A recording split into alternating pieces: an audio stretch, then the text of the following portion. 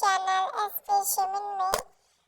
और आज मैं आपकी प्यारी सी love story mafia's brothers love का पार्ट 12 बताऊंगी। चलिए स्टोरी स्टार्ट करते हैं। उससे पहले मैं आपको बता दूं कि प्लीज़ आप लोग कमेंट भी करिए और प्लीज़ मुझे सपोर्ट कीजिए यार में, क्योंकि मैं चाहती हूँ कि आप लोगों को अगर स्टोरी अच्छी लग रही है तो आप लोग मुझे बताएं, किस हिसाब से मुझे पता चले कि आपको स्टोरी अच्छी लग रही है और आगे चल के मुझे इसी तरीके की स्टोरी देनी है। तो चलिए स्टोरी को स्टार्ट करते हैं।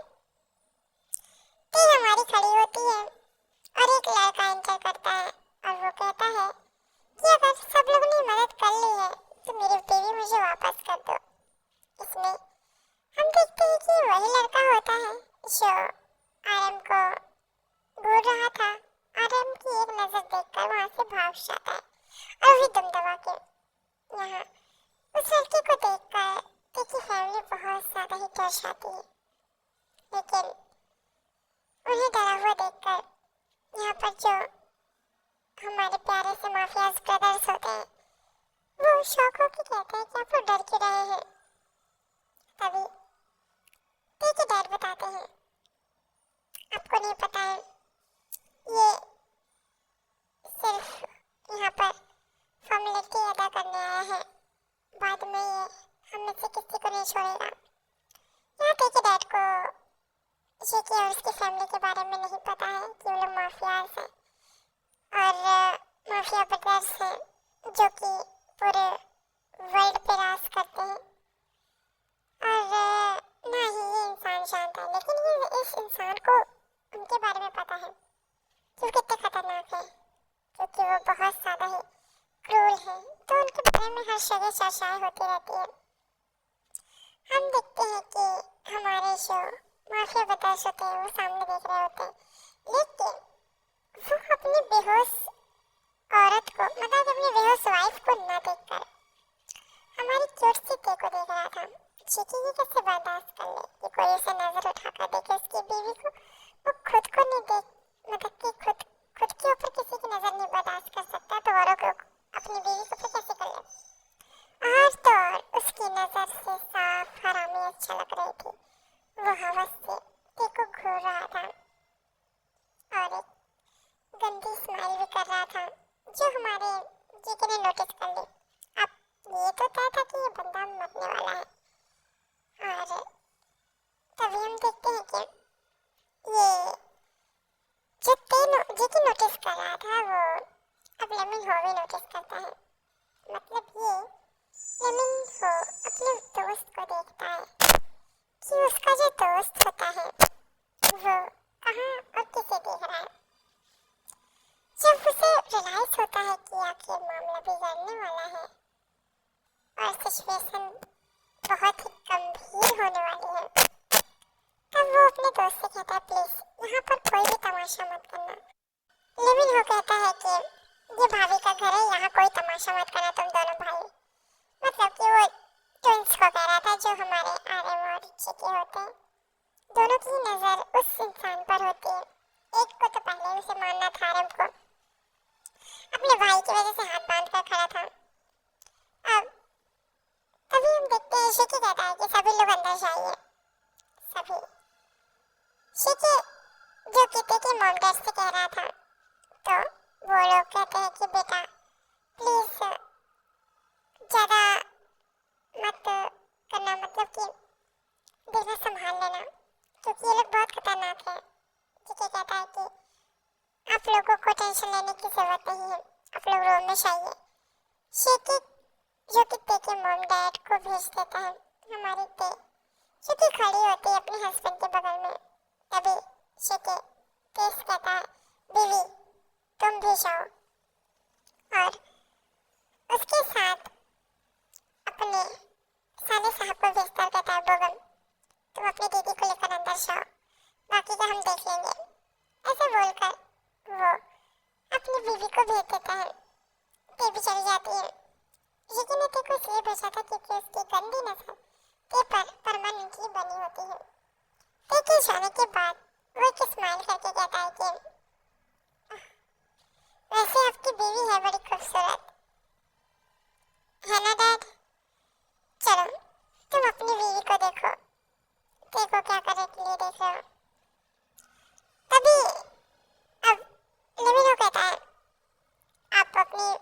उठाइए और जाइए।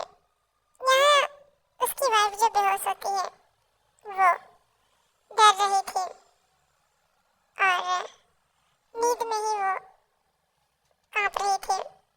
वो लड़का अपनी वाइफ को गोद में उठाता है, अपने डैड के साथ चला जाता है। यहाँ पर ये के आरएम को देख के कहता है कि आरएम तुम रेडी हो ना? ये इंसान जिंदा नहीं बचना चाहिए क्योंकि इसने मेरी बीवी को देखने की कोशिश की है। अब इसकी नजरें मेरी वाइफ को देख चुकी है, इसकी आंखों में मेरी वाइफ बसी है। इसे तो जिंदा नहीं छोड़ा जा सकता। अब इसने मेरी वाइफ को देखा है, इसकी आंखों की पुतलियों में मैंने अपनी वाइफ को देखा, उसकी आंखों में मैंने अपनी वाइफ को लेकर हवस देखी है। इसे मैं बिल्कुल नहीं छोड़ सकता। लेमिनो कहता है कंट्रोल, शिकी कंट्रोल, तो इस तरीके से नहीं कर सकता, ये भाभी का घर है।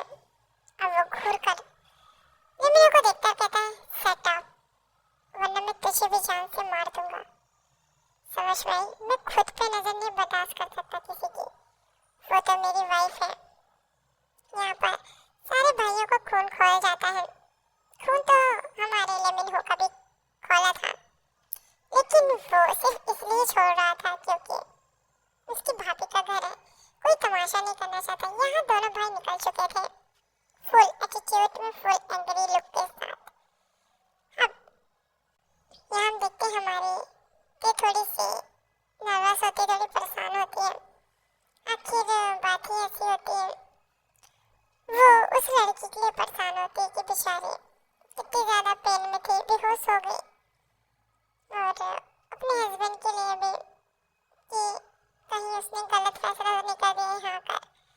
इसी तरीके से वो परेशान होती है। यहाँ बोगा मारता है, तो कहता है कि आप बिल्कुल परेशान मत होइए, सब ठीक है, और मुझे लगता है कि वो लोग संभाल लेंगे, क्योंकि मैंने उनके आसपास एक ऑरा फील किया है। वो उस इंसान तो बेटर ही है, मतलब वो कभी भी किसी लड़की के साथ तो गलत नहीं होने देंगे। यहाँ पर हम देखते हैं कि एक रूम में एक लड़का बंद होता है और वो खूब मारा जा चुका था। तभी यहाँ पर माफिया ब्रदर्स एंट्री करते हैं और मास्क लगाए हुए होते हैं, जिससे उन्हें पहचान पाना आसान हो रहा था। उनका फेस तो किसी ने भी नहीं देखा है, लेकिन जैसे वो रूम में एंटर करते हैं, यहाँ पर वही उस लड़की का हस्बैंड होता है और वो सब सामने देखते हैं तो कहते माफिया ब्रदर्स, लेकिन आप लोग यहाँ पे क्या कर रहे हैं?